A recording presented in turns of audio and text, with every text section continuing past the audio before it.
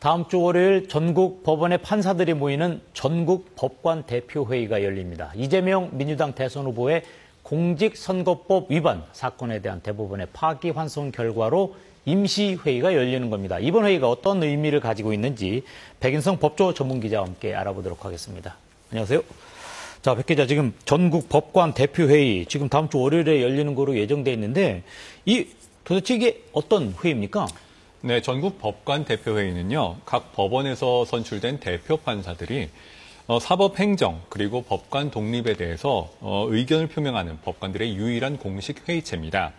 이 회의가 26일 다음 주 화요일 오전 10시부터 임시회의를 여는데요. 원래 4월과 12월 두 차례 정기회의를 여는데 이번에 구성원의 20% 이상이 임시회의를 소집을 요청했기 때문에 열리게 된 겁니다. 지난 8일 총원 126명 가운데 20%를 딱 맞춰서 임시회 소집이 결정이 됐고요.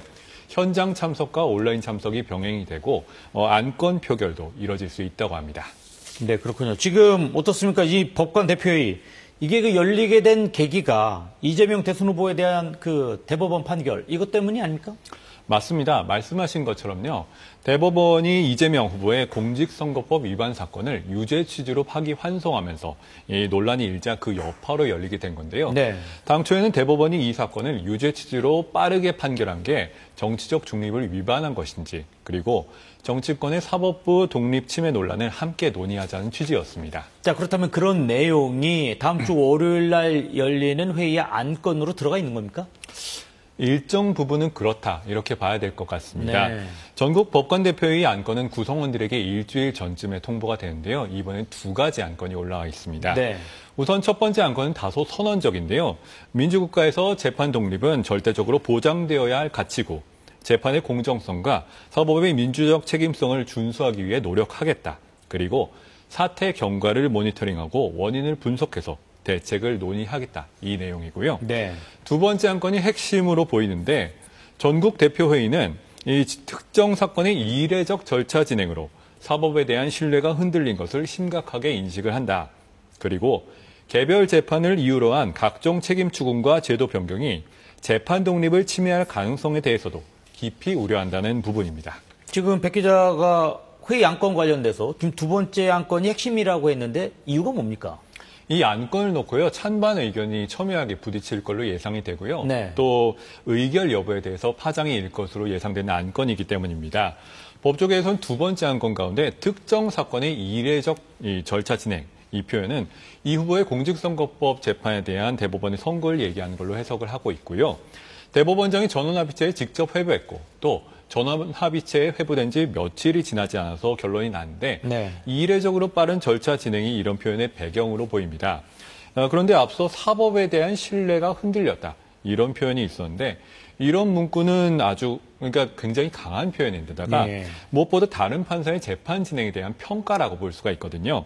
개별 재판에 대한 평가는 부적절하다 이렇게 생각하는 법관들이 상당히 있고 향후 논란이 일어날 때마다 이렇게 평가를 할 거냐. 그리고 회의 소집 자체를 반대하는 의견도 많았던 데다가 대법원이 이 3개월 안에 결론을 내라는 공직선거법 재판 기간을 지킨 거라서 이 안건 2번이 그대로 의결이 될지는 미지수입니다. 지금 대법원 판결 직후에는 이제 법원 내부에서 예를 들어서 뭐 이런 부분 문제가 있다 해가지고 비판적인 소리가 있었던 것도 사실인데 어떻게 보면 또 이 안건의 기류가 좀 바뀌었다고 봐야 되나요? 어떻게 되나요? 그런 분위기가 있습니다. 이게 말씀하신 대로 파기환송 직후에는 내부망인 코트넷에 법관들이 이 비판글을 올리기도 한 등 상당히 영향이 있었는데요. 네.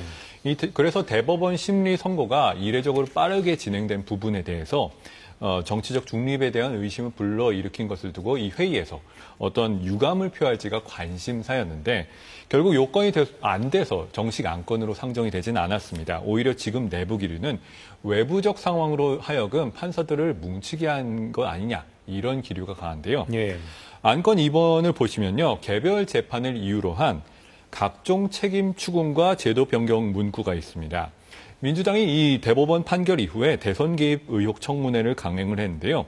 또 대법원장에 대한 특검 수사를 추진하고 대법관 수를 100명까지 늘리는 법원 조직법 개정안 그리고 재판에 대해서 헌법 소원을 할 수 있게 하는 헌법재판소법 개정안도 잇따라 상정을 했습니다. 이거를 정치권의 사법부에 대한 공격이다. 재판의 독립을 훼손하려는 시도로 보는 시각이 상당수 있는 게 사실이고요. 네. 그래서 안건이 통째로 부결이 되거나 아니면 뒷부분만 수정되어서 발의되고 의결될 가능성이 있다고 합니다. 그렇다면 이 안건에 대해서 의결 절차, 이것은 어떻게 이루어지는 겁니까? 네, 전국 대표회의 안건은요, 이 의결을 요하는 경우에는 출석한 온라인, 오프라인 판사들의 과반수 찬성으로 의결을 하게 됩니다. 네. 의결이 이뤄진 안건은요, 전국 판사들의 공식 입장으로 남겨지게 됩니다. 네, 지금 뭐 일각에서는 이번 회의에서 안건으로 대법원장 사퇴를 촉구하자 뭐 이런 안건이 발의될 수도 있다 뭐 이런 어떤 이야기가 있는데 어떻게 가능성이나 현실성이 있는 얘기입니까? 이 회의, 그 얘기 자체가 회의가 잡혔을 때 직후에 나온 얘기인데요. 네. 이론상으로는 발의 자체는 가능합니다. 왜냐하면 회의 현장에서 제안자를 포함해서 10명의 법관이 동의를 얻으면 안건 상정이 될 수 있기 때문인데요. 네. 다만 현재로서는 법원 내부에서도 어떤 위법이 밝혀진 건 아닌데 대법원장 사퇴 요구는 좀 선을 넘은 거 아니냐 반대 여론이 상당하기 때문에 네. 과반수를 넘겨서 실제로 의결될 가능성은 미지수고요. 말씀드린 것처럼 대표회의가 열린다고 알려진 직후에는 사퇴 요구까지 나올 수 있다. 사법파동이 올 수 있다. 이런 얘기까지 있었는데 판사들 분위기가 다소 바뀌었기 때문이고 그런데 말씀하신 것처럼 사퇴 요구가 정말로 상정돼서 의결될 경우에는요. 법관 대표회의 의결은 원칙적으로 법적 구속력 없는 의견 표명에 불과하지만 이 경우에는 조희대 대법원장의 리더십에 치명타가 될 전망입니다. 네, 알겠습니다. 오늘 여기까지 듣도록 하겠습니다. 지금까지 백인성 법조 전문기자와 함께했습니다.